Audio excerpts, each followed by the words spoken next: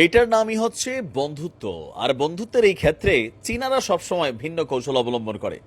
দর্শক, অধীর আগ্রহে আমি অপেক্ষা করছিলাম আপনাদেরকে এই নিউজটা দেওয়ার জন্য, এমনকি নিজেকেও এটা বোঝানোর জন্য যে ইরান এই মুহূর্তে যাদের সাথে মিত্রতা রক্ষা করছে তারা ইরানের বিপদে কতটুকু সাপোর্ট করবে, বা ইরানের এই অভিযানের পর তাদের স্ট্যান্ডিংটা কি হবে।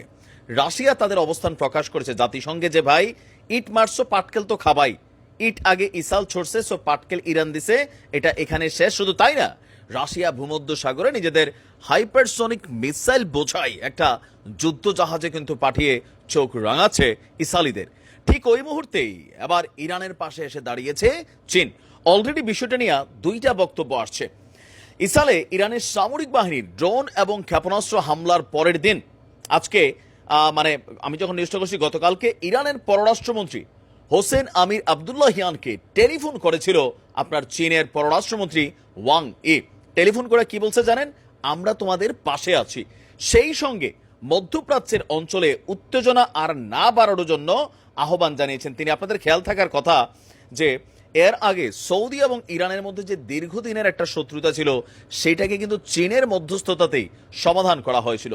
চীন যে আন্তর্জাতিক রাজনীতিটা করে, মধ্যপ্রাচ্যের রাজনৈতিক দেশগুলোকে একের সাথে অন্যের কানেক্টিভিটিটা শক্ত করে বন্ডিং করে এখান থেকে মার্কিনী বা পশ্চিমা শক্তিদের যেই একটা ঘাঁটি ঘুটি আছে বা সেনাবাহিনীর টিমটুম আছে, সেখান থেকে কিন্তু আপনার সরানোর জন্যই আসলে ইরান কাজ করে গেছে। আর সর্বশেষ এই ঘটনার পর ওয়াং ইর সঙ্গে ফোনালাপকালে তিনি বলছেন যে ইরানের দূতাবাসে হামলার ঘটনায় জাতিসংঘের নিরাপত্তা পরিষদ কোনো কার্যকর প্রতিক্রিয়া জানায়নি, আর যার কারণে ইরানের আত্মরক্ষার অধিকার রয়েছে।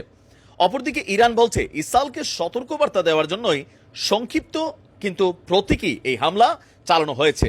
জবাবে ওয়াংই বলছেন, চীনের রাষ্ট্রদূত বলছেন, সিরিয়ায় ইরানের দূতাবাসে হামলার ঘটনায় চীন ইসরায়েলের প্রতি কঠোর নিন্দা জানিয়েছে এবং বেইজিং মনে করে এই হামলার মধ্য দিয়ে ইসরায়েল আন্তর্জাতিক আইনের গুরুতর লঙ্ঘন করেছে, যা একেবারেই অগ্রহণযোগ্য। পাশাপাশি ইসরায়েলেও ব্যাপক বিধ্বংসী হামলা না করার জন্য ইরানের তিনি প্রশংসা করেছেন, কারণ এখানে ইরান একটা কৌশলী আক্রমণ করছে। বলছে তেহরান যে সংযম হারায়নি এবং স্থানীয় ও প্রতিবেশী দেশগুলোর প্রতি বন্ধুত্বপূর্ণ নীতি বজায় রেখেছে, তা সত্যিই অভিনন্দনযোগ্য। পরে চীনের সরকারি সংবাদ মাধ্যম সিনহুয়াকে দেওয়া এক সাক্ষাৎকারে চীনা রাষ্ট্রদূত বলছেন, পররাষ্ট্রমন্ত্রী, যে বেইজিং মনে করে ইসরায়েলে ইরানের সাম্প্রতিক হামলা আসলে ওই যে যা সেখানে ইসরায়েলি বাহিনীর নিষ্ঠুর অভিযানেরই একটা ফলাফল। সেই সঙ্গে চীন বিশ্বাস করে যে আঞ্চলিক অস্থিরতা উস্কে না দিয়েই ইরান নিজেদের স্বাধীনতা এবং সার্বভৌমত্ব রক্ষা করতে সক্ষম। ইভেন ইরান যা করেছে তা শতভাগ সঠিক, এমনকি ইরানের এই ধরনের অ্যাক্টিভিটিসের তারা ভূয়সী প্রশংসা করেছেন। চীনের একটা খেলা আছে গোপনে। যারা সমর রাজনীতিবিদ তারা বলেন যে চীন সবসময় গোপনে খেলে। রাশিয়া ইউক্রেন যুদ্ধে রাশিয়াকে সরাসরি এখন পর্যন্ত চীন অস্ত্র পাঠাইছে এরকম অভিযোগ থাকলেও কোনোটা প্রমাণ হয়নি, কিন্তু সামরিক বিশ্লেষকরা বলছেন বা পশ্চিমারা বলছেন যে রাশিয়া একসাথে এত লম্বা যুদ্ধ যে করছে, এটার পিছনে একটা বড় ধরনের অস্ত্র দিয়ে সহযোগিতা করছে, গোলা বারুদ দিয়ে সহযোগিতা করছে রাষ্ট্রটার নাম হচ্ছে চীন। কিন্তু আসলে কোনো এভিডেন্স ক্রিয়েট করতে পারে না, কারণ চীনও জানে যে কেমনে এভিডেন্স গায়েব করা লাগে।